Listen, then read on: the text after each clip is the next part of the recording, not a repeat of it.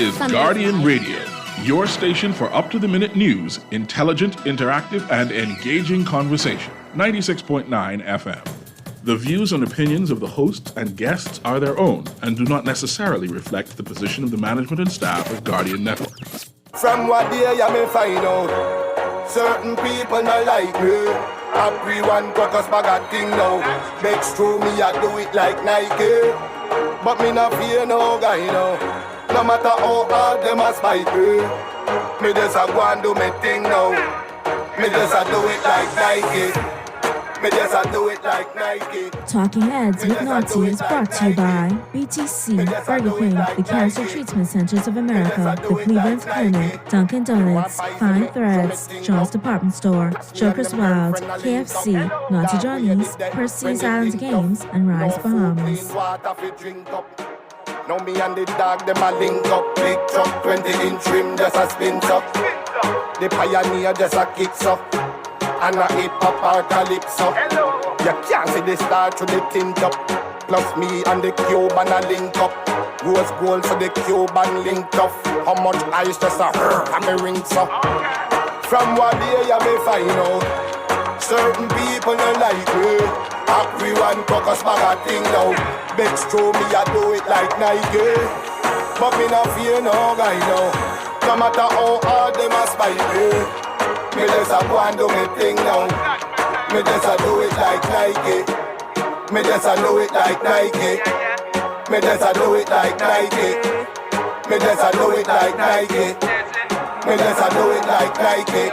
To tell you the truth, if I were you, then me probably woulda like me neither. Fresh to the top, born again, them said the flow ungodly, my mind need Jesus. Girls call cookies when my mind need river. And all when my frost, you can't style me neither. Aim excellent, point blank, tell the truth. Bullets never miss the chin like a Chinese teacher. Yeah, every bad mind fraud, them is them parents did corrupt. The Tuesday, June 9th edition of Talking Heads is on and popping your boy Naughty in your company right up until 6 p.m. And let me tell you, for all of y'all who have to go on a daily basis and deal with government offices and lines and financial institutions and anything, like just any everyday business,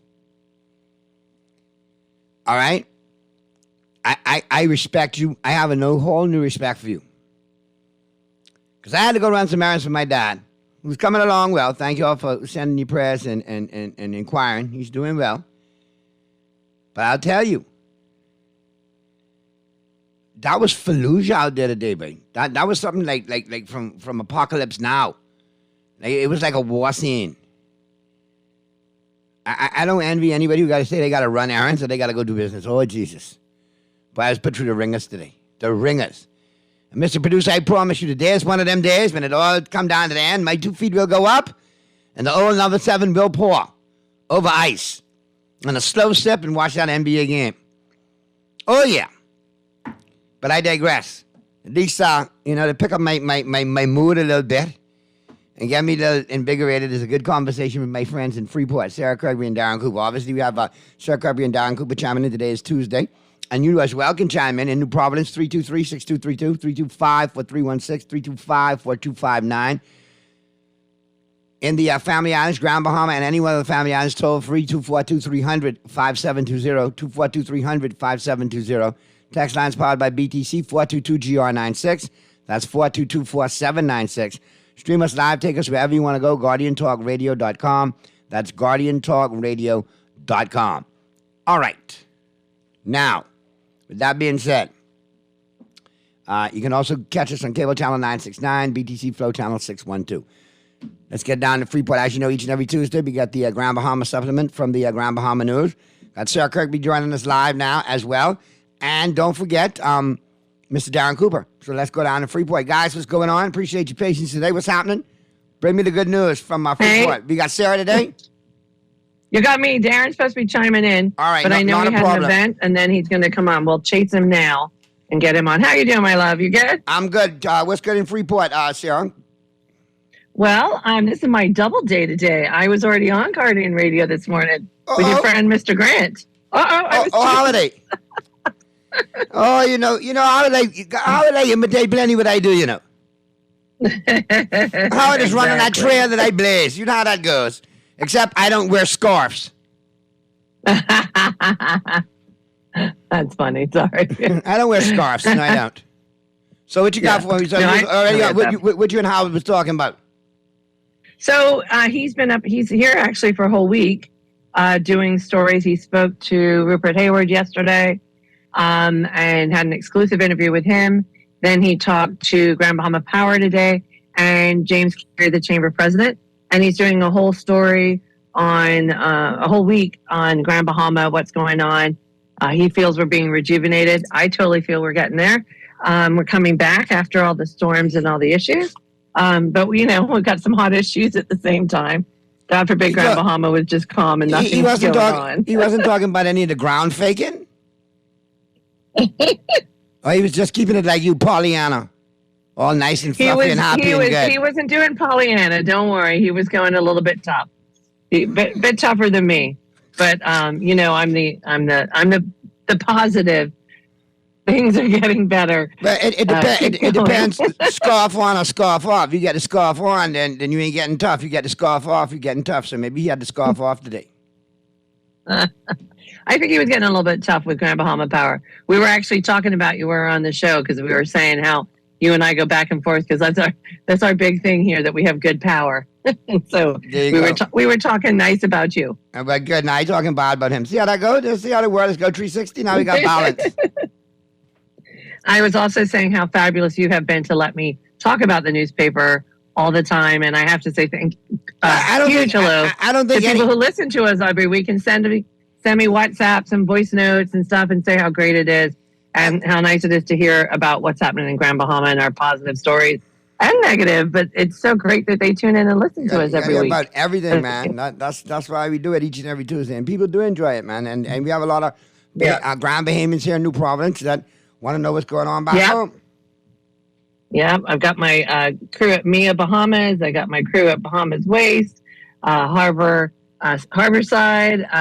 and lots of people. It's great. And thank you for the shout outs, and especially the two lovely gentlemen who accosted me in the supermarket. I think I have to give an autograph, but that was really nice. And nothing wrong with that, man. No. So, yeah. Let's get into it. What you got for us there, Sarah, out of Grand Bahama? Because I know there's a lot going on. Well, obviously, the main story today is the debate that escalates on the way forward for Freeport, which is a huge thing. So you're going to see the feedback from local licensees in the story today. So I'm going to encourage you to go online and find it, but obviously to buy the paper and support us. And it's talking about the Prime Minister's comments that he made in the budget debate about Grand Bahama and the Port Authority and the Hawksbill Creek Agreement. Well, Sarah, that's been going on for a long time, though. I mean, come on. That again is like a soap opera. We've been hearing episodes, That's like Falcon Crest and North Landing and Dallas. And I think, I understand what the government is saying, but I also understand what the port is saying. I am probably like most licensees. I believe that the Hawksbill Creek Agreement is a great agreement if used properly. I do believe there needs to be better dialogue between the government and the Port Authority to make things happen. So it is a one-stop shop and not a double approval process. But, this is above my pay grade on how it goes with each other. I just know that Freeport or Grand Bahama Extension has a lot of possibilities. We have the roads, we have the canal system that's phenomenal, that you would never be able to build now, or environmentally or financially. Our canal system is phenomenal, and I know it's one of the drawing points that brought Weller to the island as well. So, and their Six Senses spa that they're bringing. So, the Hawksbill Creek Agreement is good. It just needs to be used properly. And obviously, we're all really waiting, as Leslie Davis says in the paper today, to see what exactly the Prime Minister is unhappy with and what he feels is not being done. There has been a lot of back and forth between Minister Mitchell, Frederick McAlpine on that subject as well. And Mitchell did say some things at the Labor Walk the other day that he felt that his government brought the current, all of the items that Ian Roll has been talking about that have come into fruition as of late for the Port Authority. And the Port Authority is saying that they did it. So you've got that contention there. But it is a dual process. They both have to be involved in it. But, I think it's to benefit the whole country to see the Port Authority thrive or to see Grand Bahama thrive and survive. Because there are so many people that live in Nassau that want to come home. And space-wise, we have the space for the growth and to bring people here and for things to happen. But there are problems on both sides. There are issues at the Port Authority that need to be resolved and things that don't go well that everyone's not happy about as well. So there are some good points being brought up by both sides. So it's a big contention. And I know Darren, he's quoted in our article today, and I hope he's going to be able to tune in and give you his side of the comments about that. All right. So, like I said, though, I mean, this has been going on for minutes, Sarah. I mean, when we hear new problems from the outside, look from the outside to look in, it's always been, okay, Freeport's beautiful. They got this going and they got on, but they can't never get it together with the port. What's happening? So now, I think it's the potential that it needs to come to the table. Like you said, the dialogue needs to come up. You got to have the discussion, Avoid the elephant in the room. Have that tough conversation. Maybe swallow a tough pill or two, and then you go from there. But the dialogue has to be had, and all sides concerned need to be heard. And at the end of the day, if those who are involved in the port want to continue at their stake because it's been there for so long, but they want to they want to involve Bahamians and meet halfway, then that's what we need to look at, and that's what we need to explore. But the bully boy tactics that I've seen from some in this present administration don't seem to work. I mean, you catch more flies with honey than you do with salt, right? Oh, I agree with that. Yeah. But anyway. And I think with the potential that's coming on the market, you've got 6 Senses coming. You've got the Carnival Cruise Port. You've got the announcement the other day about the MSC and RCL project down at the harbor. You have the extension coming finally for the shipyard with the new terminals that they're going to get as well. So there is the strength in that coming, but there needs to be more. And I think there are a lot of projects that people want to come in to the island, but they face difficulties. And the problem is you've got one side that'll say it's the port and one side will say it's the government. Which one is it? Let it go. It's got to move on. And then you've got the airport, which is being sorted out now, and we're all waiting for that to happen. And then you've got the other elephant, which is the hotel. And we've got to get that as well. Because, you're looking over at the Grand Lacaille. It's a beautiful space, and we do need a main hotel like that going. I know the government's working hard to get that sorted, and I really wish that could come to fruition for everybody. It would be so great for the island as well. All right, Sarah, you broke up there. Sorry. And can you hear me now? Because just so you know, Darren has joined. So if you want me to let me just run through the other stories and then we can go right back to the port story. Would that be okay? No, why don't we do this? Let's get to the break. We'll wrap up with what you got, and then we'll get into the conversation with Darren. Let him go clean from the top so he can cover everything, the port and whatever else we discuss. Sounds good to me. All right, so let's get to that break. And on the flip side of the break, we'll pick it right back up on the Tuesday, June 6th edition of Talking Heads. And Darren, I hear you in the background. Welcome. We'll get caught up on the flip side of the break.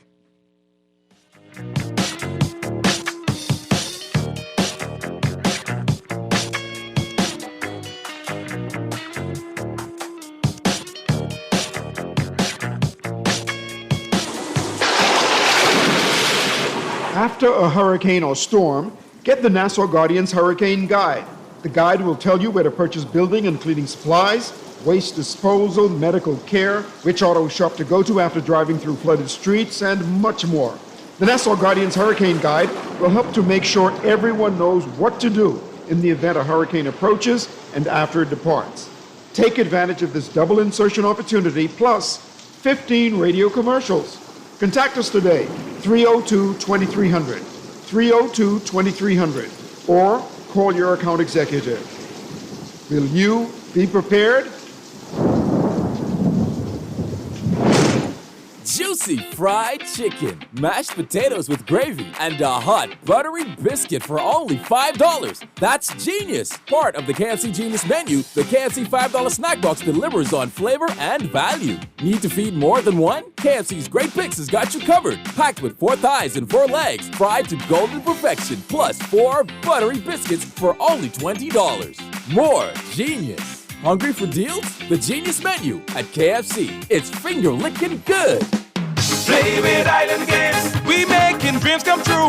Play with Island Games, we paying more out to you. Don't mind the noise in the market, you getting cash in your pocket. 'Cause Island Games is spicy, and spicy is tradition. So when you play Island Games, we putting Bahamians first, guaranteed to pay. Island Games, we like them other jokers. We've been here from the start, from the bike to computer. Island Games, we gonna make your dreams come true. We playing with Island Games. John Shoes and Accessories is your one-stop shop for all your footwear needs. Whatever the occasion, John's is confident you will find what you're looking for among our always growing collection of amazing and trendy styles. We cover women, men, children, the whole family. Together with John's great prices and helpful and friendly customer service, your experience in shopping with us will be time well spent. Too busy to come in store? Shop with us online, www.johnshoes.com. John's also now carries small home appliances. So come on in today at John's, where we put fashion at your feet. People, what you thinking? We want something different. People, what you wanting? We want local government. I can tell them no more slunking. We want to see it function. I can tell them no more joking. I forgot. Going down Blue Hill Road, going down Village Road, going down Nassau Road. We want local government. We want local government. Pick the road. We want local government. Share the love. We want local government. We got call for local government. Sign the petition and find out more information at risebahamas.net. Experience the pure deliciousness of Dunkin's Glazed Donut Breakfast Sandwich. This sweet and savory breakfast treat stacks a fluffy egg and smoked bacon, sandwiched inside a split classic Dunkin' Glazed Donut. Make it a combo with lightly seasoned hash browns and your favorite freshly brewed Dunkin' coffee. Stop by your favorite Dunkin' today and take breakfast to a fun and tasty level with the Dunkin' Glazed Donut Breakfast Sandwich. The Bahamas runs on Dunkin'. This is Guardian Radio 96.9 FM. Fresh news, smart talk, all day.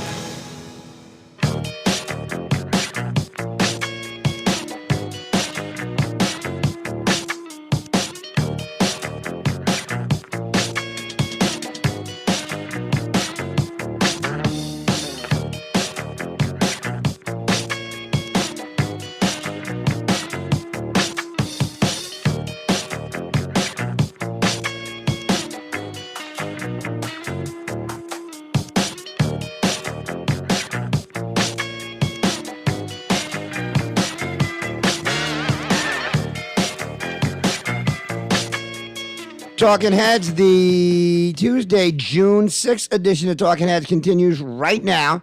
And let's go back to Freeport. We got Sarah Kirkby and Darren Cooper joining us live for the Freeport Report.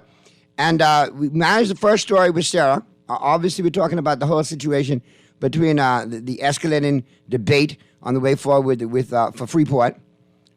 And there's some other stories. So I'm going to let Sarah chime back in with the other stories, and then Darren and I'll have our convo on the rundown.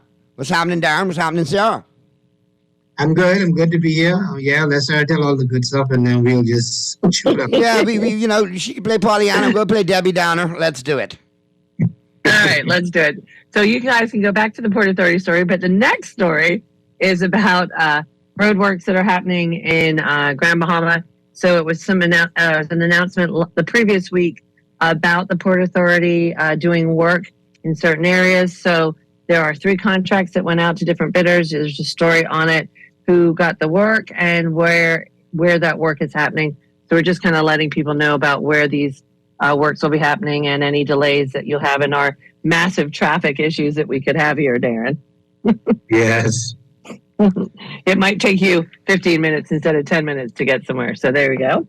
The other good news is that there's a new ship coming to the island, a new cruise ship, the Mariella, which is coming for the summer. It's a European-based cruise liner, so it's their first time here. So it was very enthusiastic that they're coming with passengers anywhere from 1,500 to 2,000 every 2 weeks. So this is great news for GB, and hopefully our people will put their best foot forward and really sell ourselves and make these people come back and visit us again and again. So this is a great opportunity for us and great news for that cruise ship. There's also another story on... But that story about the cruise ship, let me just interject, all right? Yes, cruise ship boy. Cruise ship man now, but yes. Here's the deal. I hear a lot of hullabaloo about, people making noise about people going directly down to a certain property and bypassing certain areas. But listen, I see that as good old-fashioned business 101. When I used to run the Zoo nightclub, big part of our promotion team was cab drivers. I give $5 a head, you keep bringing me the cab loads. So I don't see why is there not enough to go around? I mean, I think there is not enough to go around. If I see videos of people, you hit the nail on the head. Pontificating at 5 in the morning, the cruise report, there's 4,420 in Grand Bahama. You don't think 2,200 could go one way and 2,200 could go the next? Not if I could jump in as right to that. The problem with the particular area that's crying or calling out for tourists to be brought to the area, their challenge is that they don't have proper beach access. And if the government can give them proper beach access, it'll be able to then trickle down. These guests go from cruise ships with the understanding to be able to enjoy the sun and see that we boast and brag about. And so for them, Port Lacaya has one of the beautifulest beaches in the back of that hotel. I mean, gorgeous beach in the back of the hotel. But to get to it, they're basically walking through the bush. And if we can get the boardwalk open, which is in the middle of Port Lacaya, where there's security guards, and they're walking through somewhat of a more refined, clean, decent area, 100%, Darren. 100%. Then you can get 2,000 passengers to that area to be able to give some level of life back to the script. So that's one of the challenges that they have. It's not about getting the cab drivers to bring them there, but what am I bringing them to? Just the straw market? And the stores, so they want to do both, beach.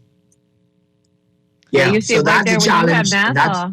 That's a challenge that the government needs to be able to deal with and give them a boardwalk and a proper beach access. But listen, my point is this. It's not just there in Grand Bahama. It's throughout. Unless we put the generating revenue, I mean, the tours and the attractions that are going to generate revenue for Bahamians, as well as interested tourists, it's not going to happen. You can't have Bay Street derelict and not have stuff going on. You can't have Freeport as big as it is and expect them just to go to one location or the straw market. That ain't going to work. It's now time for people to invest in a product. But not that hotel.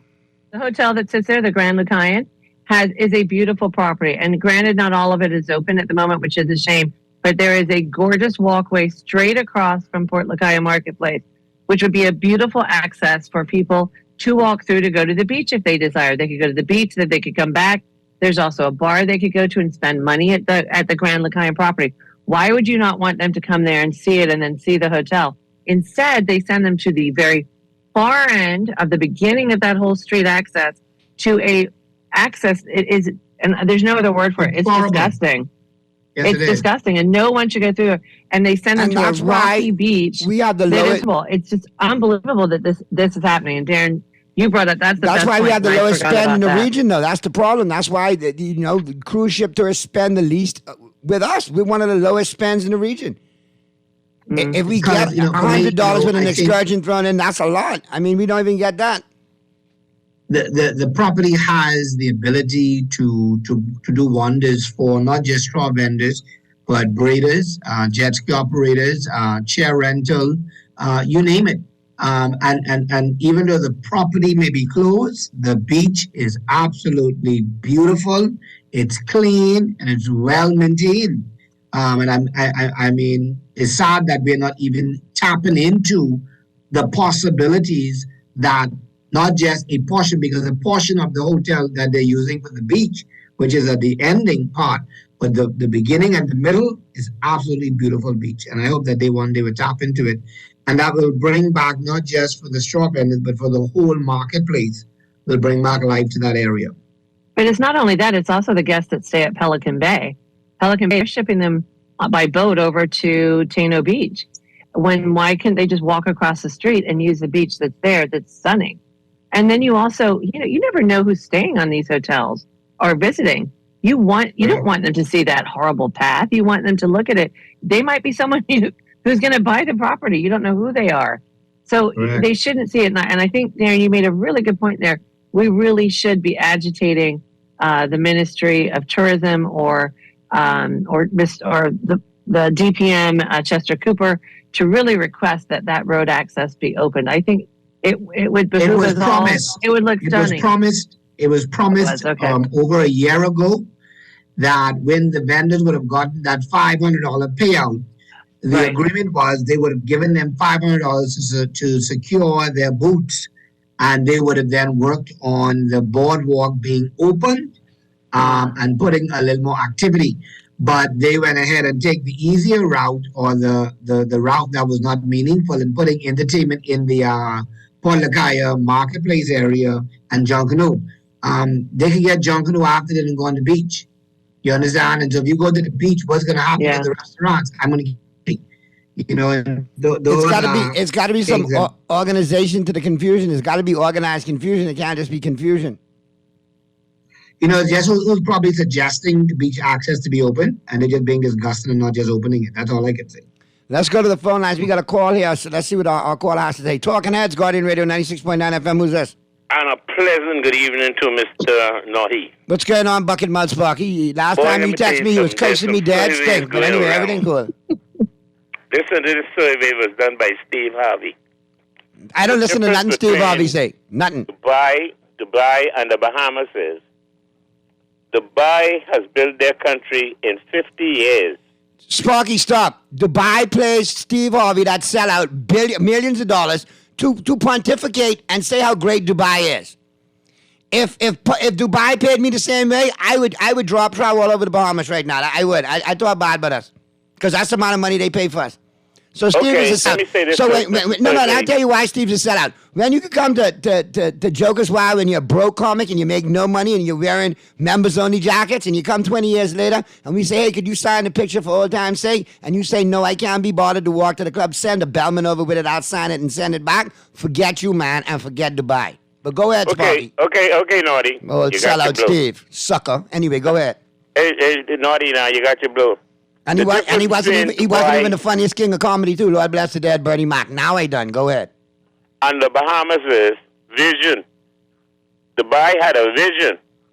Their leaders stop. The vision of Dubai, Atlantis. Hold on. The vision in Dubai, boy, I see Atlantis look identical to the Atlantis we got here in Dubai. What kind of vision that is? That's copycat. Well, then I could get a chance to say what I got to say. Go ahead. I just letting you know. I just called it how I see it today. Use the bucket mode over that side. Use the comedian. Who say I don't do brown bottle like you today? Go ahead. Hold on. Okay. The difference between Dubai and the Bahamas was the vision of leaders. The Bahamas is the third leading economy in the Western Hemisphere, next to America and Canada.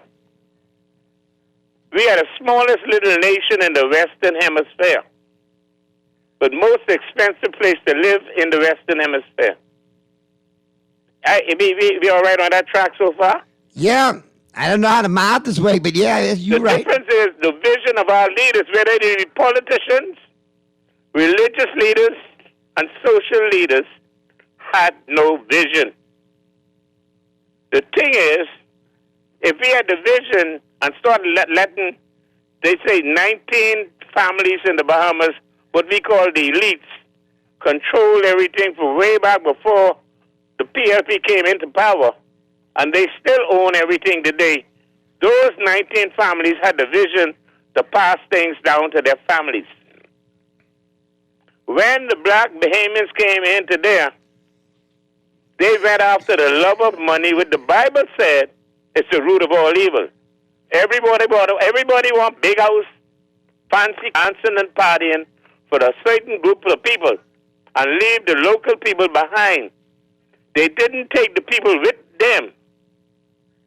Okay?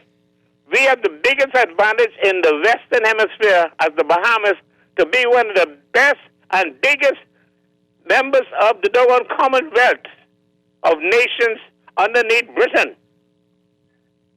Am I right so far? I letting you go, Sparky. Finish up. I got Freeport on the now line. Look here. That's that vision. There's another vision that came out that you don't know, boy. Let me tell you something now, Naughty. My uncle there up in Ireland named Mr. Arthur Guinness had another vision. If you check all the leading athletes in the world who win all the gold medals around the world and all the Olympics and everything, none of them lived over the age of 70. Will Chamberlain and all them basketball and softball and football, all them people never lived over the age of 70. I'm 72. The vision of my uncle up there in Ireland, Mr. Arthur Guinness, gives us a vision. Drink Guinness, tell all the governments about their booty and everything, have fun, and enjoy life. And I guarantee you, Naughty, you will live past every doggone millionaire athlete in the world, and you might live to doggone 90 or 100. There you go. Drink Guinness every day. Have a good time, like we got to say. All right. I got a couple today, too. There you go, Sparky. Enjoy your Guinness. Let's get back to Freeport and wrap things up in Freeport. With some of the other stuff you all had, Sparky's quite the character. But I mean, if you look at it, though, well, he didn't call me out this time, so that was good. we keep spinning our wheels in the mud. Like we've been doing it for a long time. It's like we talk about the same issues over and over again. There's a huge comparison also with Dubai and the Port Authority, so you should get to that one when we get there. I'll finish off. We've done the Mariella and the ship, and we've discussed the change we need at Grand Lakai. And the other thing I want to, and I really do want the young entrepreneurs to pay attention to this one. There's a great story in about UB Ignite. It's a program focusing on launching businesses here in Grand Bahama. And it's a chance for young entrepreneurs or people looking for help to start a business to use this program. It's being funded, I believe, I don't want to get it wrong, by the Inter-American Development Bank. And there's a lot of funding out there and support for people. So that's a really good story that's in there for young people today. All right, I got a quick one. Text, Naughty, good day. I'm texting from Houston, Texas. Well, hey, you texting from Texas? That's some good stuff. H-Town, what's good? Glad you're listening. Glad you got it locked and loaded. And don't be a stranger. Text more often. My question, Naughty, is why is Fred Mitchell running on with the Grand Bahama Port Authority? Is he the mouthpiece for the government? Well, Texas, sometimes he seems to think so. The PM will say something. He'll say something else.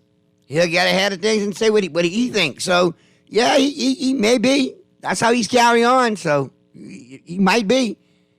I know he wears two hats. He needs to only wear one. Either you're going to be the Minister of Foreign Affairs or you're going to be the chairman of the party, which is which. Naughty, Ingram suggested long ago that the government buy the Grand Bahama Port Authority. The Minnis administration also had that interest. What is so masterful and genius about Brave's suggestions? Darren, you want to answer that one? My stand with government owning or buying the Port Authority is very scary for me. I'm not that fond of it. We've seen government manage many things, and they've not done well in it. And there's nothing new under the sun as relates to dealing with the Port Authority. This whole discussion of the Port Authority and renewing was under Ingram, then it went to Perry, and now the approval was given under Perry and went to Minnis, and now we have the Prime Minister 2 years in, almost into his term, say, we're going to deal with this, or we're going to do this as relates to the Hawks Agreement, and so forth. I'll add my piece as relates to the Port Authority in this being 90%, the Prime Minister said that investor confidence in Grand Bahama is on the all-time low. I beg to differ. Because I can tell you, I've sat with two investors who has great interest in Grand Bahama. Two. They meet all of the requirements, got all of the approvals that's necessary from the Grand Bahama Port Authority. But you know where they stuck? They stuck in the government approval standpoint. And so the growth and the development of, and I'm not the fan of the port. I believe that the port needs to be dealt with. I believe that leadership at the Grand Bahama Port Authority needs to be reviewed. I think we're lacking leadership, but the truth be told, that the government agencies have stagnated the growth and the development of Grand Bahama over the years. And especially under the former administration, when they would have put this new law in place, where now everything has to go through government for approval, for final approval. You understand? And so it's not where the Grand Bahama Port Authority doesn't have investments lined up. Yeah, I know the president always say, we got investments in the pipeline. We got this in the pipeline. And the problem we can't get them into the pipeline is because the government agencies continues to stagnate the moving forward. The Carnival Cruise Port took the length of time it took because, again, government agencies. And so, it's very interesting that the Prime Minister say, we're going to have to deal with this at the port, we're going to review this at the Port Authority, and we're going to have to get rid of the principal owners. 2 years into this, and if we start any level of legal action or any fighting that's going on, the island's not going to go anywhere, because now we're going to have a bunch of legal injunction here and injunction there. And you know what happens with injunction? No growth. No growth. And so I'm scared. I'm concerned. I believe the Prime Minister of the Commonwealth of the Bahamas, the Honorable Philip Brave Davis, should do what we suggested 1 year ago. And that is to meet the Grand Bahama Port Authority executives and its principal owners to the round table and work together for the building and the growing of Grand Bahama. And say what needs to be said at the table, give the ultimatum that needs to be given at the table, and suggest what needs to be suggested, rather than speaking to these investors, who they are, through the public domain. He's not met with them. He's not been interested in meeting with them. And in the response, or in the words of his office, the Prime Minister has no interest in meeting with the Grand Bahama Port Authority. And you want and development? We're heading to the road of destruction. If he doesn't get beyond whatever he's been told and get to the round table and work towards a better Grand Bahama, so that our GDP could go up from 9 back to 12 or probably to 25. Boy, it's that time, folks. We got to get to the news. We got to get to the break. But Darren and Sarah, I appreciate you as always. I mean, we got to pick up this conversation again next Tuesday. Yeah. Let me ask you a question. Can we start running like I think what we need to do is like a checklist. We need to come next Tuesday with our bucket list for Freeport. And between now and the end of the year, see exactly what we could check off. All right, we can do that. I like that. I'm all about the list. We got some distressed properties that we need dealt with. We need some talented kids highlighted. We need some businesses supported. We need all kind of stuff going on. So we got our list we can go down. The properties can't be done because they're having a problem again with government giving them a leeway to take the distressed properties down. That's what the Port Authority is saying. There is an issue there as well, which again is being held up by the government. They so much in Grand Bahama, and they refuse to own up to what they've done to Grand Bahama. Yeah, the port is no, but they all the blame. This text says, if government buys the Port Authority, I will pack up and leave. Government can't manage what they have. Dear God, not the Port Authority as well. I'm not sure I'm going to leave, but I agree with the caller. How much would the Port Authority cost? Mucho dinero, which we would probably have to pay for. So the conversation continues, but I think obviously this is the kind of agitation we need to get to the tables, to get the powers that be to the tables and have the conversations we need to have. Because Freeport needs it, Abaco needs it. Talked to them yesterday, same thing. I mean, I can't believe, we got to stop spinning the wheels in the mud, and we got to get to where we need to be. Naughty, I'll say this. Can't be Nassau-centric. Exactly. When the community of Grand Bahama took a stand against the Grand Bahama Port Authority, we didn't just go to their door busting our gum. We went to the door with a document questioning them on things that we felt as a community and as a business community we needed answers. When those answers and those questions came back and we had our sit-down meeting, persons felt as if it was a buyout sit-down meeting. It was not that type of meeting because we didn't hold punches with the Grand Bahama Port Authority executives. And we had all of them in the room. There was none missing. The shareholders were there. None was missing. We laid our cards on the table. We then realized in that meeting, Naughty, that the problem is not at the feet of the Port Authority for Grand Bahama. The problem for Grand Bahama is at the feet of our government, successive governments, continues. And one of the things that was said a few days ago in an interview from an executive of the Port Authority is that the relationship between the Hubert Ingram and the Edward St. George was that relationship where we got to wait for the betterment of this island. And so our personal issues and egos we can put aside and we can come together to grow the island. because the island being the island functioning and working and taking off is betterment to the government. The government taxes goes up. The government demand from the island is less. Not had that much working relationship with executives since Hubert Ingraham. I cannot speak much about Perry Christie other than the fact that he's done a review.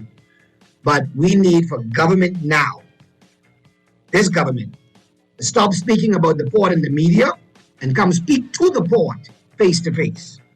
That's what we need. As well as the licensees. The licensees are a part of this, Darren, right? As well. Correct. Yeah. I got one more We're all text licensees. before we get out of here for you guys. I know that you said the way forward for Grand Bahama to rebound is for a conversation to be had, but I feel as though the time for talking is pointless. The port is not only useless, but keeps holding Grand Bahama back. If we do away with the two political parties and the port, Grand Bahama can become the great success that it once was. I don't know. I think we need to pick up on that next Tuesday because that's something we need to look at. Can Grand Bahama get back to where it was? Why you want to go back? Don't you want to go forward and just explode onto the scene bigger and better and brighter and newer with a little bit of that old school flavor in there? Don't forget your past, but I mean, it's an ample new product and take it to full 100. I think Grand Bahama is onto something there, and I think they want to be part of that revolution and that renaissance. We got to talk about that next week, the renaissance for Grand Bahama. I appreciate you guys so much. Be safe, have a good week, and we'll talk again next Tuesday, all right? Thanks, Nutty. All right, Mr. Producer, get me to the break, and on the flip side of the break, Earl the Pearl will be holding down the 5 o'clock hour. I have a commitment that I have to fulfill, so Pearlie will be holding it down, and we'll be talking all the sports, so chime on in. Pearlie waiting for you on the flip side of the break. Don't.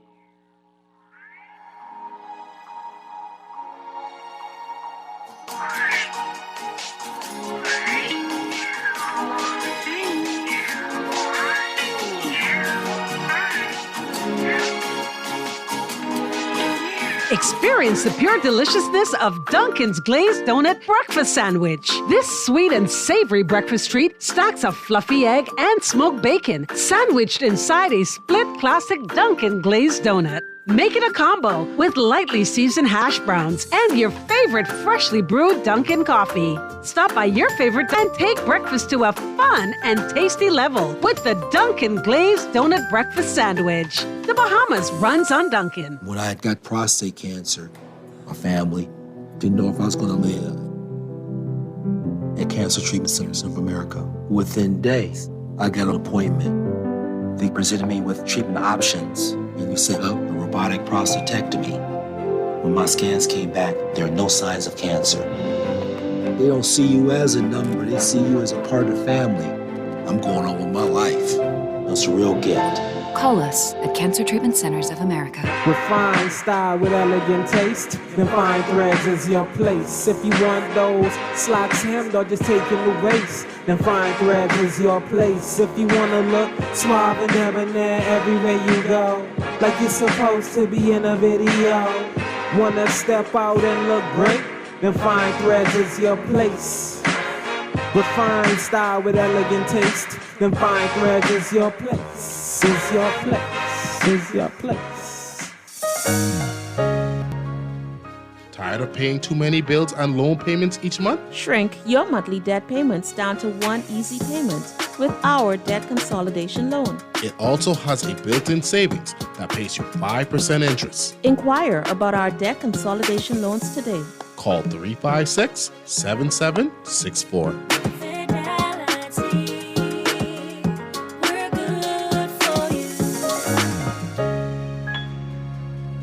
Attention all KFC lovers! Are you ready to get crazy on Tuesdays? Now you can get 5 juicy mouth-watering pieces of KFC chicken for only $10. It's crazy! 5 pieces of world-famous KFC chicken, handmade with a secret blend of 11 herbs and spices for only $10. Don't miss out! This crazy offer is only on Tuesdays and only at KFC. KFC Nassau. It's finger-licking good.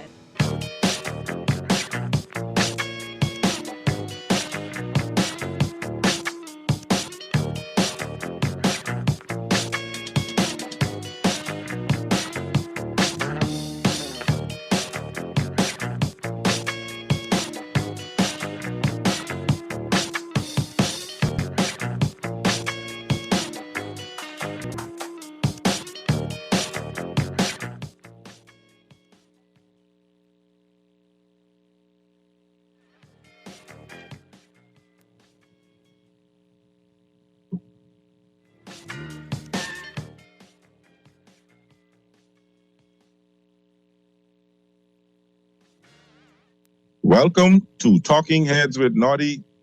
This is Pearly with you today, hanging out for Naughty. I guess he got some other jokers, people to deal with today, but so he asked me to hang on here and see what's happening in sports. Great things are happening. There's a lot to talk about in the NBA. There's a little to talk, not too much to talk about in the NBA championships are going on, so that's the big thing to be talking about right now. And some stuff happening in Major League Baseball, some people going down, some players calling up. So, and some good things happening for Bahamian local sports. So, should be a good time. We should have a good time. We'll be able for you to call. Let's get the housekeeping out of the way and to not be able to take any text today because I'm actually broadcasting from off-site, so I won't be able to see the text lines. But if you want to call in, it's 323-6232, 325-4316. Or 326-4259. Let's say it again, 323-623216 or 326-4259. If you want to call from the Family Islands, 242-300-5720. Feel free to call in. We can talk whatever you want to talk about in sports. I try to keep it with you. But let's see what's happening today in sports history. Let's see what's been going on. What made history sports today? Today being, what's today's date now? June 6th? I live in that good. I don't even know what today's date is. We'll get to it in 3/2 of a second.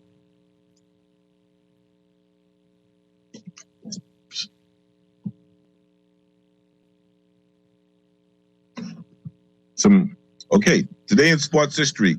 Today is Tuesday, June 6, 2023. On this day in sports, in 1890, the United States Polo Association was founded in New York. And polo has kind of grown in the Bahamas. We've been doing pretty well in the junior level. In 1934, Merrill Hodge, New York Yankees, hit 6 singles in the game against the Boston Red Sox. In 1939, the New York Giants hit 5 home runs in the 4th inning in a 17-3 victory over the Cincinnati Reds. We now know them as the San Francisco Giants. In 1946, the Basketball Association of America was formed in New York City, New York. In 1965, Tom Thresh, New York Yankees, hit home runs on 3 consecutive at-bats against the Chicago White Sox. In 1989, Wayne Gretzky of the Los Angeles Kings won the Hart Trophy for the 9th time. He was the first player in NHL history to win the same award 9 times.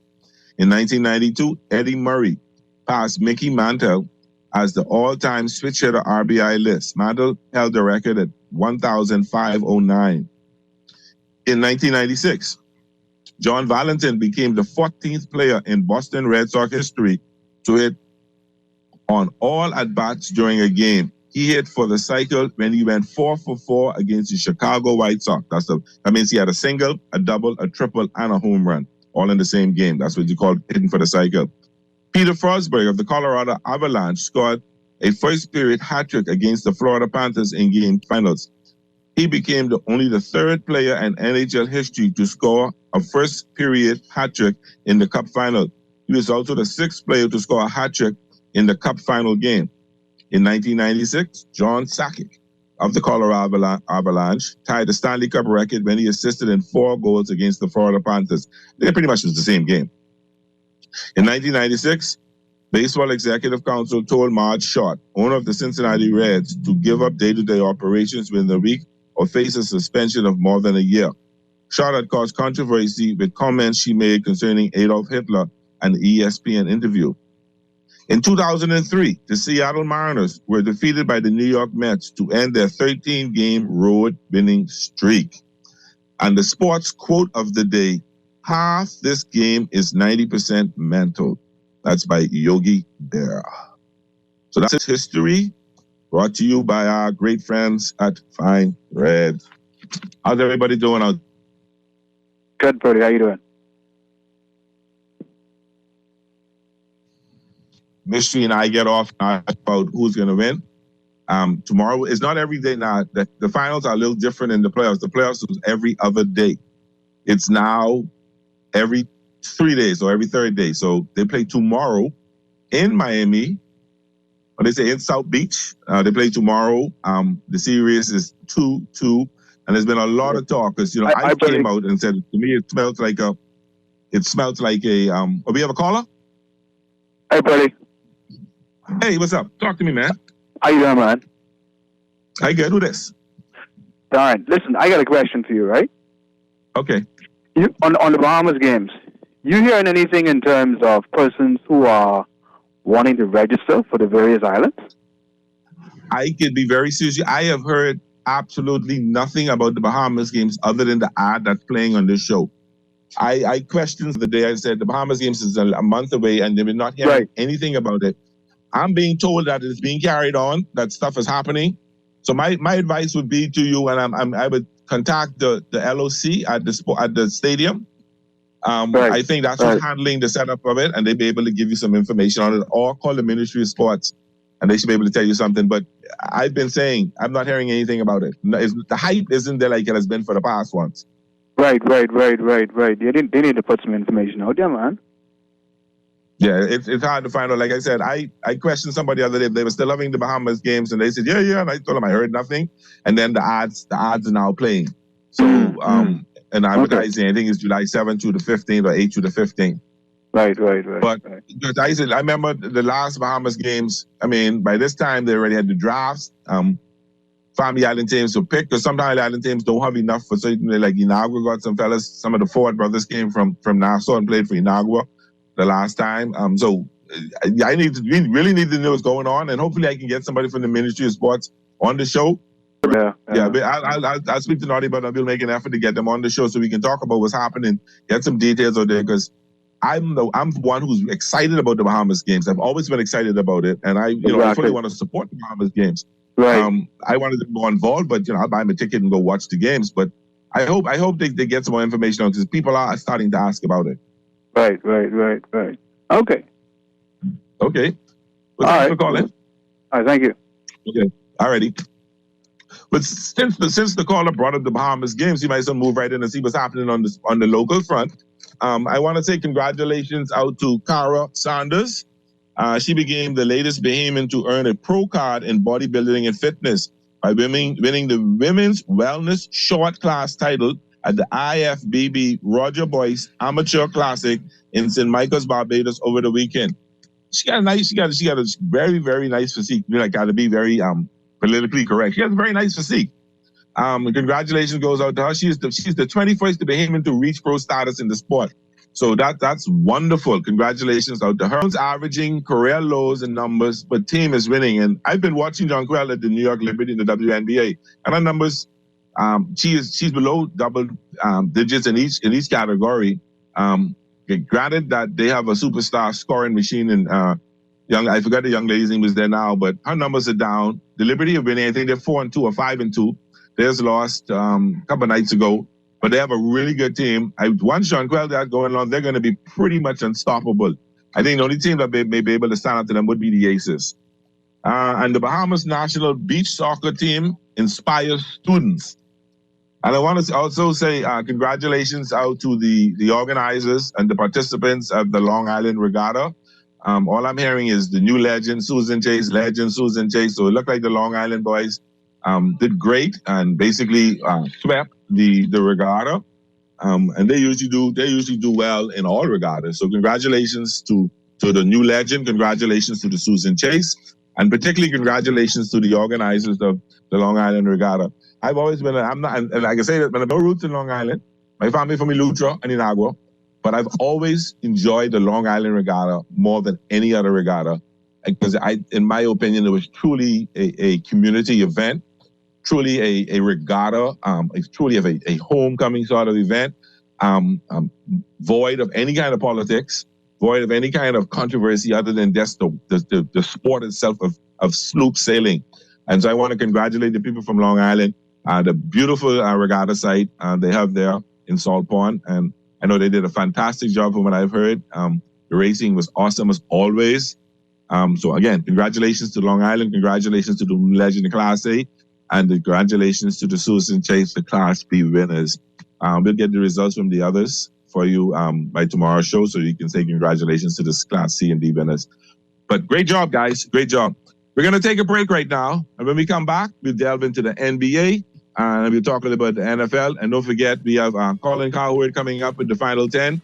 And he's got some talks about the Miami Heat. So we'll talk about that. But we'll take a break right now. When we come back, we'll talk some NBA action.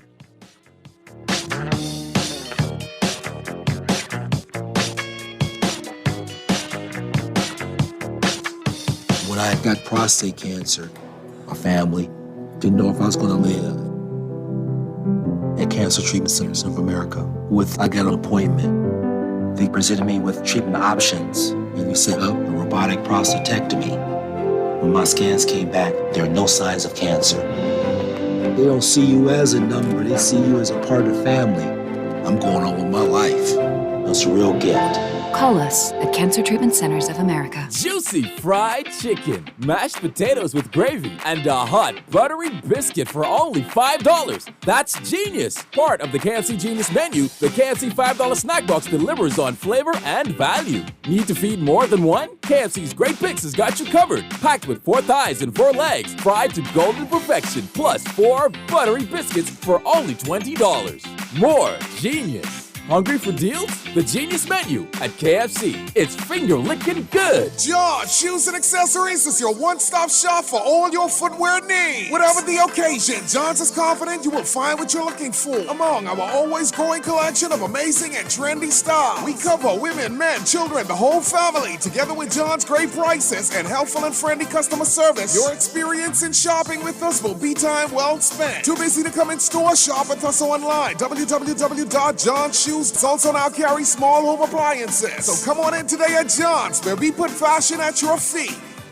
People, what you thinking? We want something different. People, what you wanting? We want local government. I can tell them no more slunking. We want see it function. I can tell them no more joke. I forgot. Going down Blue Hill Road, going down Village Road, going down Nassau Road. We want local government. We want local government. We want local government. Share the love. We want local government. We are called for local government. Sign the petition and find out more information at risebahamas.net. This is Guardian Radio 96.9 FM. Fresh news, smart talk, all day.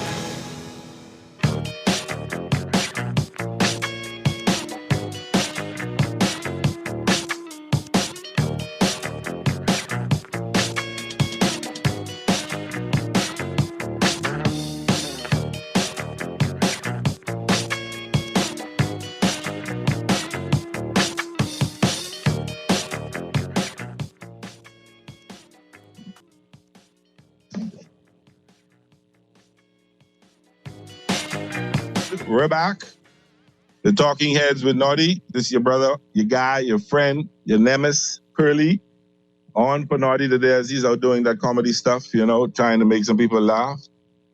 So he asked me to sit in here and have a conversation with you guys on sports. So, NBA Finals. Not every other day now. It's every third day, I guess. So tomorrow night in Florida, South Florida, the Denver Nuggets tied 1-1 with the Miami Heat will be in Miami. Now, this is my analogy of the game, my analysis of the game. This is what I saw it as, you know, and I know Mystery them is get mad at me when I say this.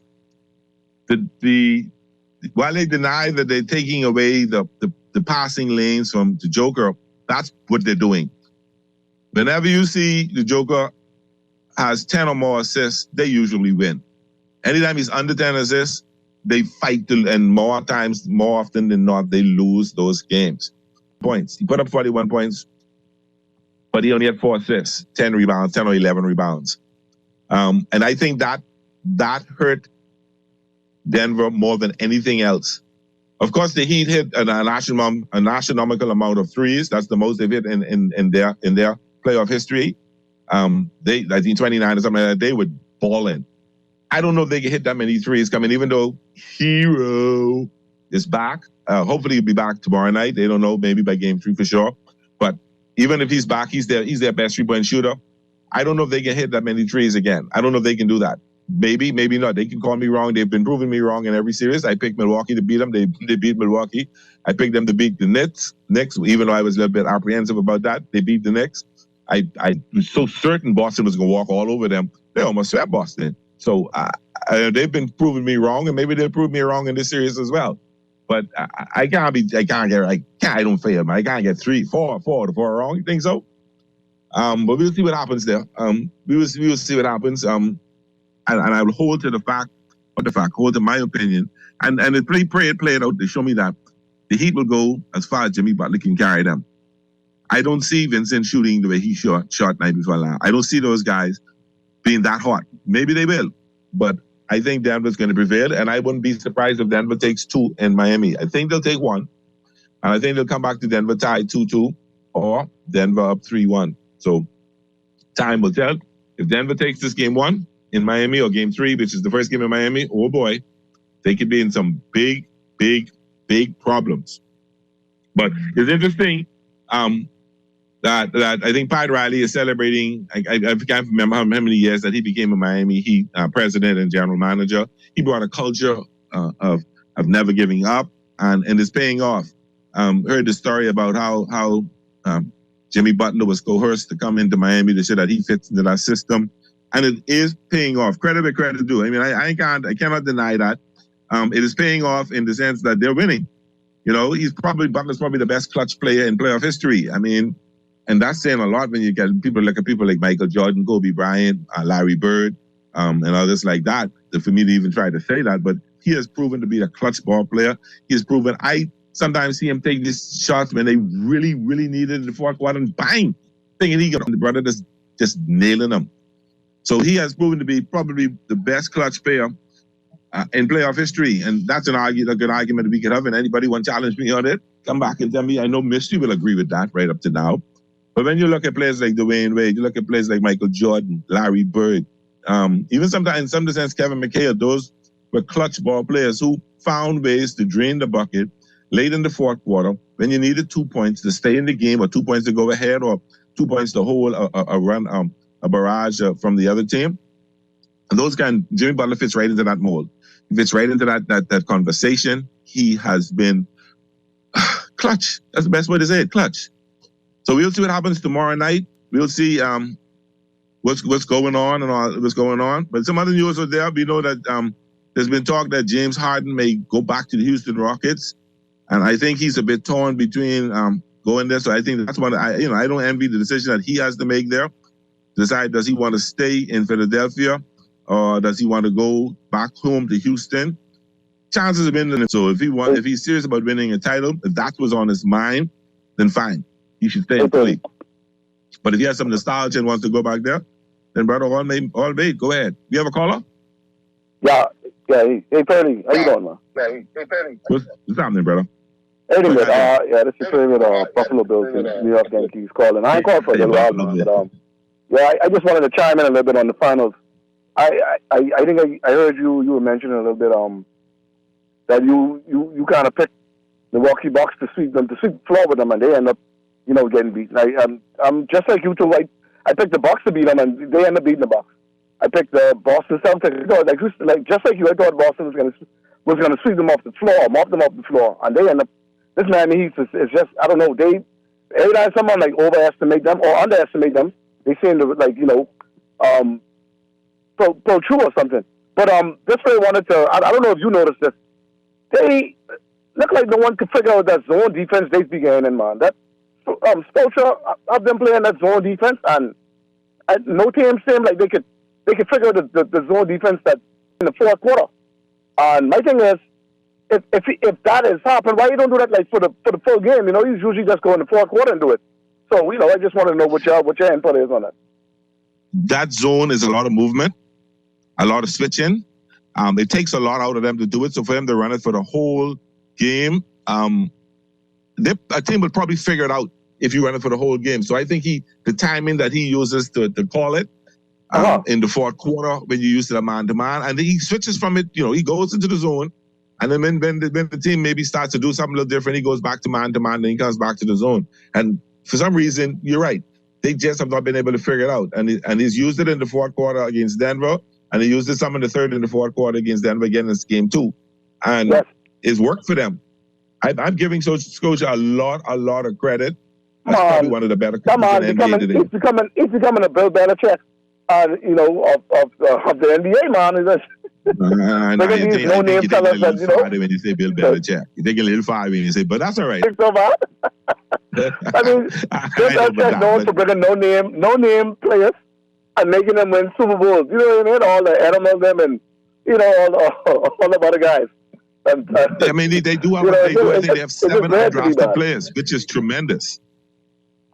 And but one of the what I like about them is they don't get into the hype. No. They say, forget what's going on there. We don't care what's going on there. We just worrying about the 15 of us in this room. We worrying about this team. We worrying about the togetherness of the team, and we can deal with all of that stuff after. And that, when you don't get into the hype and don't let it get into your head, your confidence level grows. And I'm willing to bet you they're going to come out there in Game 3 so confident, which could be a little scary because they may be a bit overconfident, but we'll see. Yeah. But I think their confidence level is high, very high right now. I don't like that line, though. That line is 2.5. But Denver says about 2.5. That's why all of a sudden now it's 2.5, and all of a sudden all the other games is like 8, 7.5 plus. You know, it's just because what's going on is Miami is figuring them out. So that 2.5 that 2.5 means that could go anyway. Yeah, that's true. That's true. That's almost a pick 'em. That's almost a pick 'em. Yeah. All right, but I can't wait for tomorrow night. You know, we'll see. I know it looks like Miami they figure something out. So.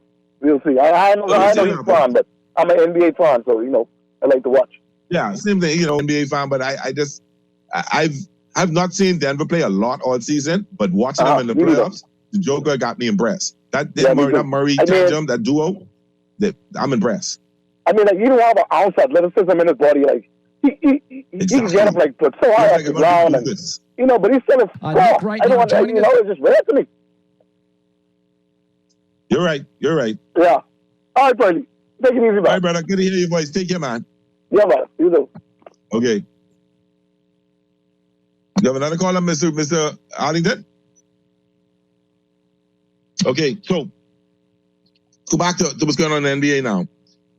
They're talking about James Harden is torn between moving on, so that's going to be interesting to watch. I'm going to keep close watch of that and see what's happening there.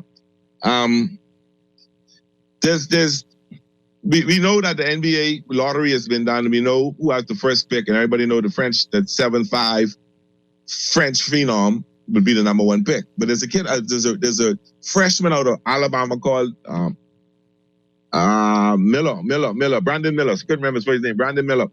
Speculating, in my opinion, I think Brandon Miller is going to be a superstar in the NBA. He has all the tools, the athleticism. And I think if he holds his head, because he did get in a little bit of trouble, if he holds his head and matures and does well, I think the Hornets will pick him at number 2, and I think you'll be pleasantly surprised that. And here's my bold prediction: Rookie of the Year. You can mark it and you can put that down. Rookie of the Year. And speaking of the French, there's been showing a lot of highlights about this kid. Oh, today marks. I remember this happening. If anybody remember when the Lakers and the Phillies played. And game 1, Iverson got off on the Lakers.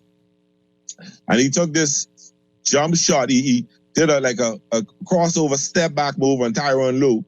Jump shot and took him out of shoes and landed. Tyronn Lue fell and he stepped over him, like literally stepped over him. And that caused a little controversy. So I guess they are making that a big deal. The big talk now in the NBA. The big talk in the NBA right now today is what Kyrie Irving said the other day. And Nardi and I touched on it a little bit yesterday, that Kyrie wants Dallas to pursue a trade to bring LeBron James to Dallas so they can have a big 3.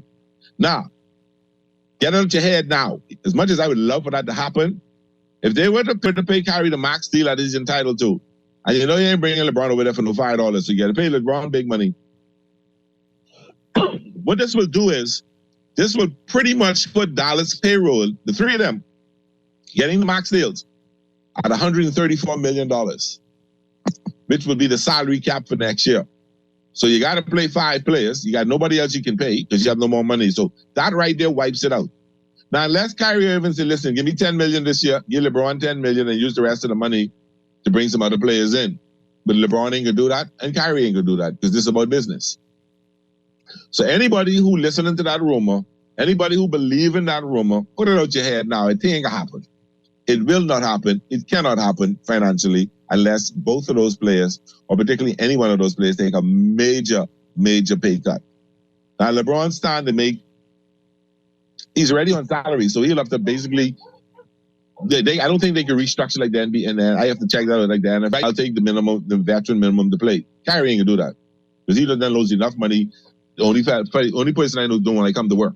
But not the only person I know, but the rich person like that making all that money don't want to come to work. So he's been cut so many times, he got to make that money back. So if you're hoping, if you're praying for and wishing that Kyrie Irving, LeBron James, and Luka get together, it will not happen.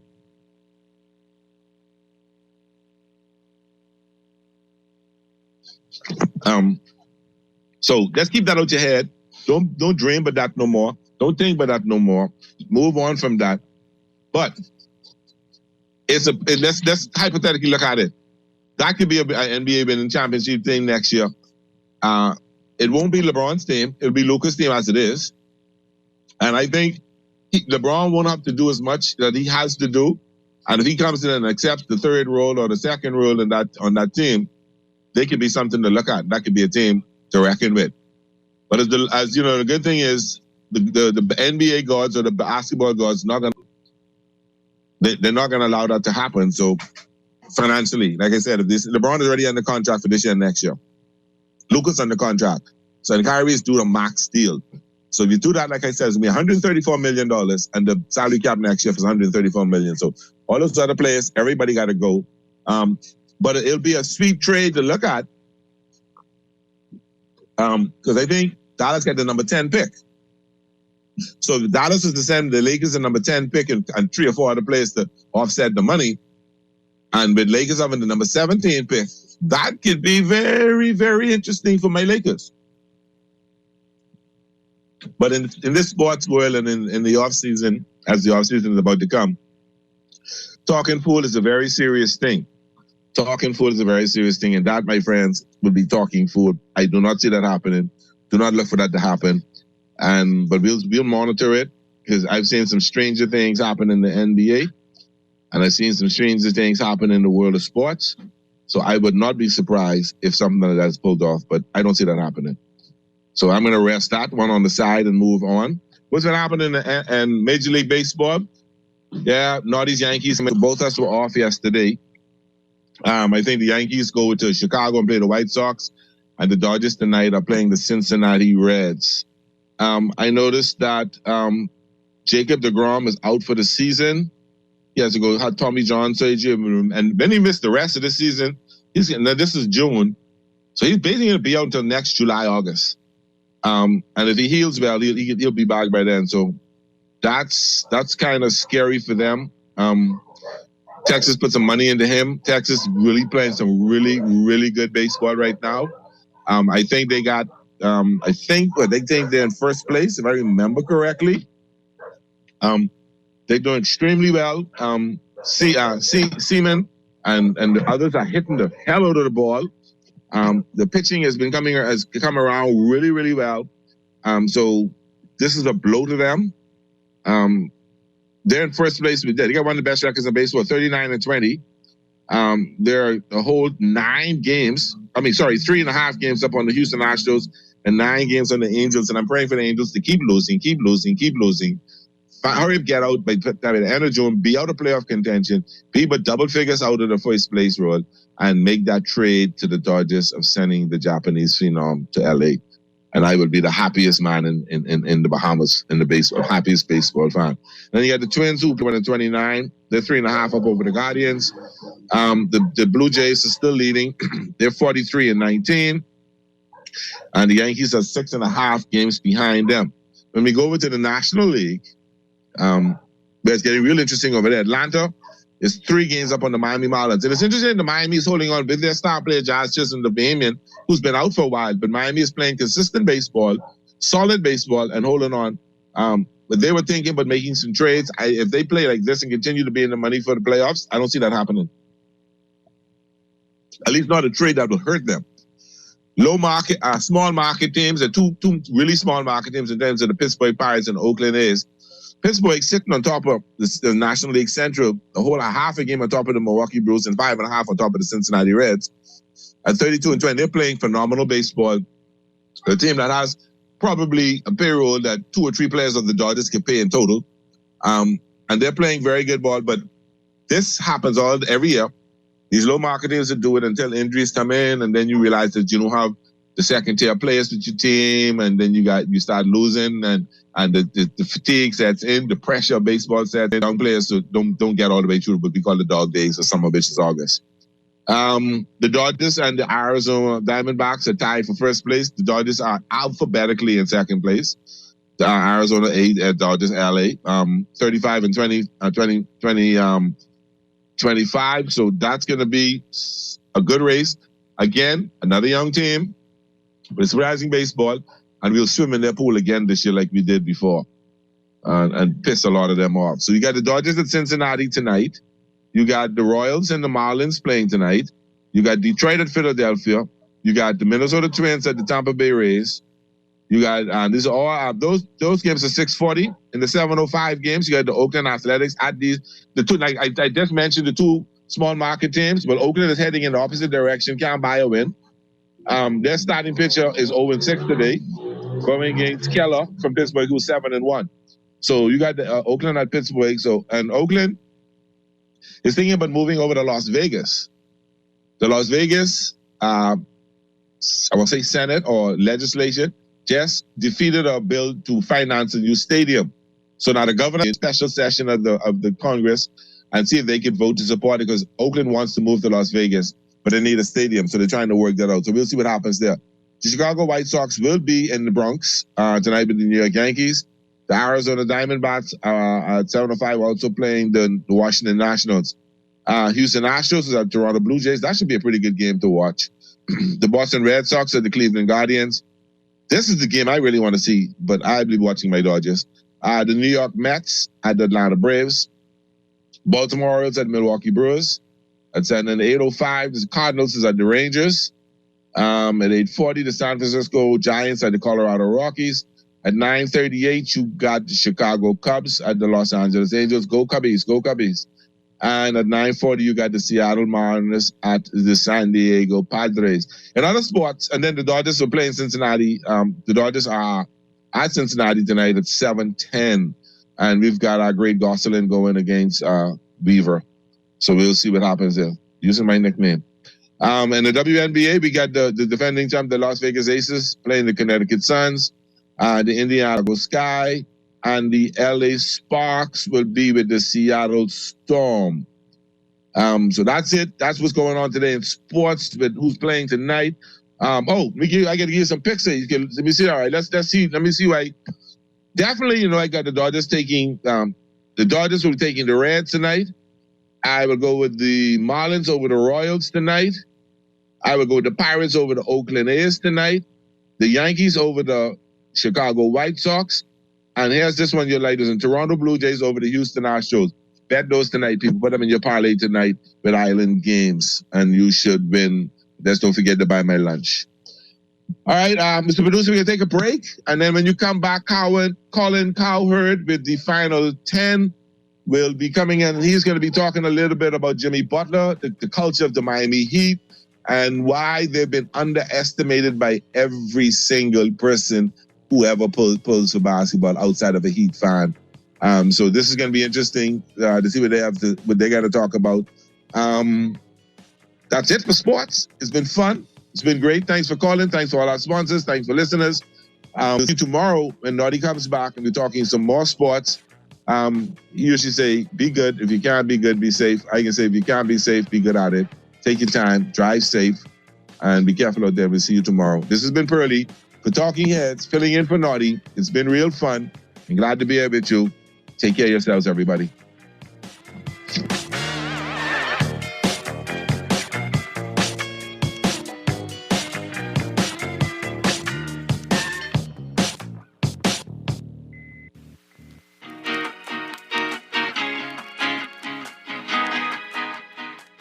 Experience the pure deliciousness of Dunkin's Glazed Donut Breakfast Sandwich. This sweet and savory breakfast treat stacks a fluffy egg and smoked bacon, sandwiched inside a split classic Dunkin' Glazed Donut. Through Dunkin' Coffee. Stop by your favorite Dunkin' today and take breakfast to a fun and tasty level with the Dunkin' Glazed Donut Breakfast Sandwich. The Bahamas runs on Dunkin'. The Road to 50 Committee presents the Golden Jubilee Tea Party, a celebration of Bahamian artists and artisans under the patronage of Mrs. Anne-Marie Davis, spouse of the Prime Minister of the Commonwealth of the Bahamas. The Golden Jubilee Tea Party will take place at Bahama Resort on Sunday, June 11th, 3 p.m. For ticket information, call the National Independence Secretariat at 604-1020 or email independencebahamas@gmail.com.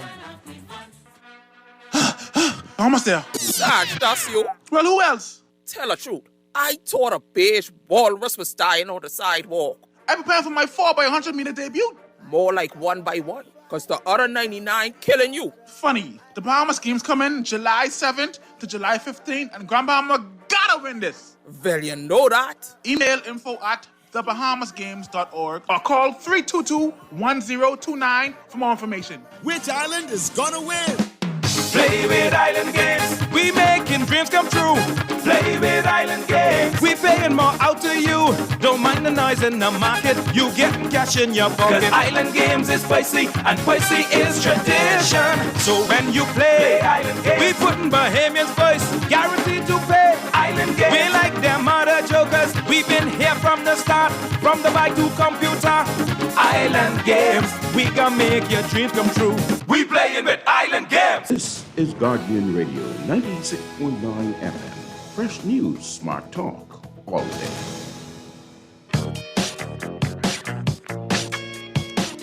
Nick right now joining us. Let's shift gears. A co-host First Things First. So I thought it's interesting. I was talking about this yesterday, and you do your celebrity club stuff and your tiers for players. And I said, I got celebrity club. What do you call it? What is it called? Club superstars. Okay. Celebrities are who you have drinks with, out in LA at Javier's. NBA superstars is what we talk about in gritty New York City afternoon sports talk. But go right ahead. Okay.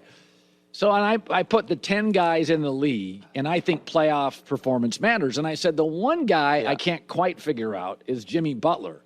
I don't think he's one of the 10 most talented players. I don't think he's one of the 10 most gifted. But he literally, if you said Game 7, fourth quarter, who do you want in the league? I'd be like, Steph, Jimmy Butler. Yeah, like there's not many more. Right. Talent's overrated, Colin. Colin, in our business, talent's overrated. What you know what's underrated? What works. What gets it done? And I know that sounds kind of like an old school, almost malapropism, but it's not.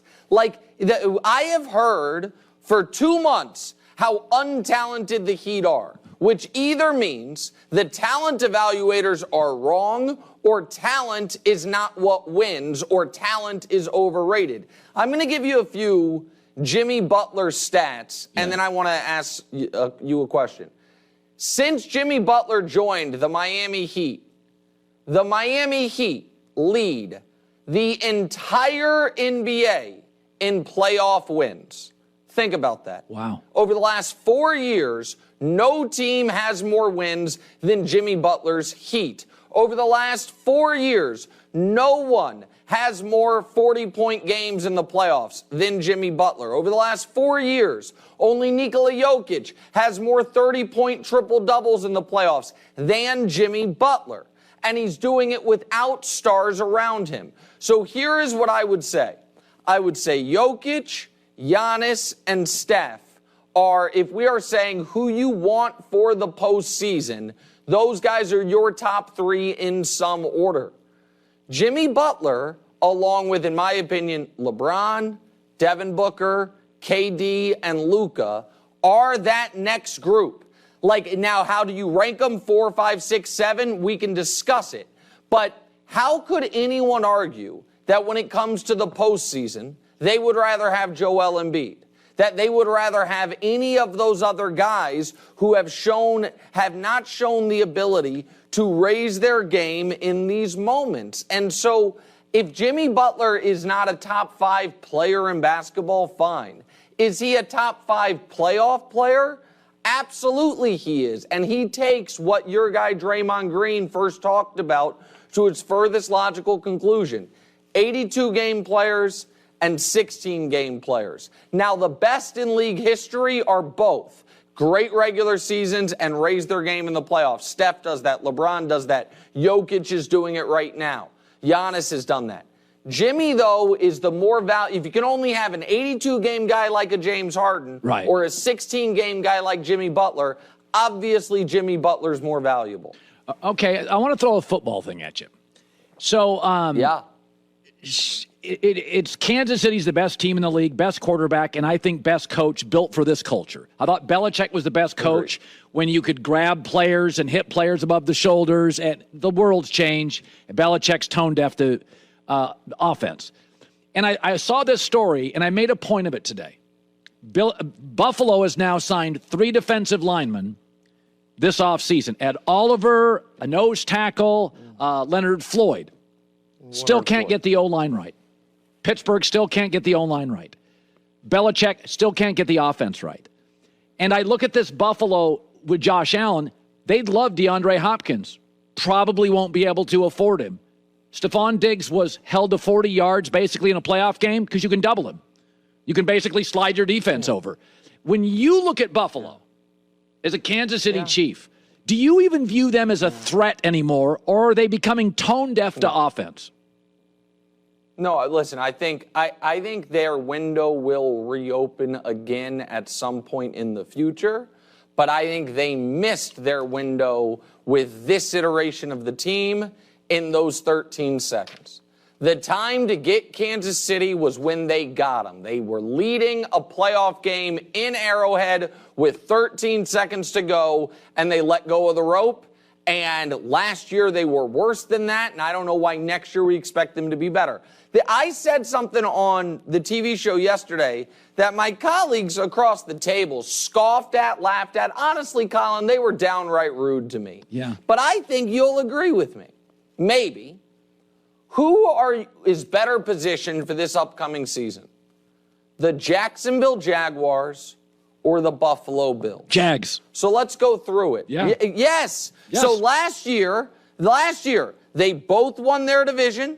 They both had a Pro Bowler at quarterback. They both won a playoff game and then lost a playoff game. The Jags' playoff win was a stirring comeback against a very good Charger team and then a road playoff loss to the champs by 7. The Bills' playoff story was escaping against Skylar Thompson and then following that up with getting blown out at home by Cincinnati. So that's last year. Now this year, the Jags are in the best possible division you can be in with a quarterback who is clearly ascending. The Bills are maybe in the toughest division in football with a quarterback that's been, as I've said, up and down, game to game, week to week, quarter to quarter, year to year. They're changing their defensive coordinator. There's questions to me about that offensive coordinator post-Dable. To me, the Chiefs are a clear 1. Cincinnati has earned the right to be a clear 2. And then Jacksonville, Baltimore, Buffalo are all in a group. But the Bills have just gotten this. I mean, you know who's on the cover of Madden this year, Colin? Who? Josh Allen. He can hang that with his banners for, September champs and throw the football out of the stadium. There's a lot of hype surrounding Buffalo every year that they have yet to earn, in my opinion. I want to circle back to the NBA. So there was a story of obviously Kyrie or somebody connected to Kyrie gave to Shams or Chris Haynes that he wants LeBron to go to Dallas. Unlikely, but I thought if I was LeBron, I'd sit and listen, talk it over with my wife, glass of wine. It's interesting. Play with Luka, who can play 70 games. LeBron now has to have teammates that can play 70 games because AD doesn't, and you just get to a point where if AD goes down, LeBron at his age has to play 40 minutes. It doesn't work that way. But I will say this. I do think Kyrie would make the Lakers better. But immediately on that story, the Lakers immediately leaked this. The Lakers maintained on Monday, not interested in adding Kyrie. Is this Genie and Rob Pelinka saying, no. We're not giving you the franchise. We're slowly taking it back. What do you think that means? An immediate leak to their sources. We're not interested in the Kyrie business. Well, I think that's smart. So first, let's talk about the LeBron to Dallas part of it. It's one of those things, Colin, I'll tell you what it's like. It's like if I were to leak to a reporter, I want to add Colin Cowherd to First Things First. Sounds great. Great chemistry between us. Can't fit it under the cap. I know you say that we have a show with unlimited budget. They're like, hey, add Colin. It'd be wonderful. That'd be fun. There's no way to make the money work there, unfortunately. Like the idea, I read this story, the initial story, and it's one of the most curious stories I've ever read. It had in there this line that the Mavs were considering trying to trade for LeBron last year when the Lakers were struggling, which is fascinating because LeBron was literally ineligible to be traded last year. The CBA wouldn't allow it because of when he signed his contract. They then added a line to the story that said, even though LeBron was ineligible. So what type of meeting is that? I'm just curious. Hey, guys, you want to trade for LeBron? Yeah, I want to trade for LeBron. And just some guy in the corner with the CBA is like, fellas, we're not allowed to. They're like, okay, cool, meeting over. So I didn't understand that. Then it said the easiest way for LeBron to get to Dallas was if he was bought out by the Lakers. I don't think Jeannie Buss and Rob Pelinka are the best executives in basketball, but I do think that if they're faced with the choice of, we could pay LeBron James $45 million to play basketball for us, or $40 million to not play basketball for us, I think they're going to choose door number one. So there is no way for LeBron to get to the Mavs this year.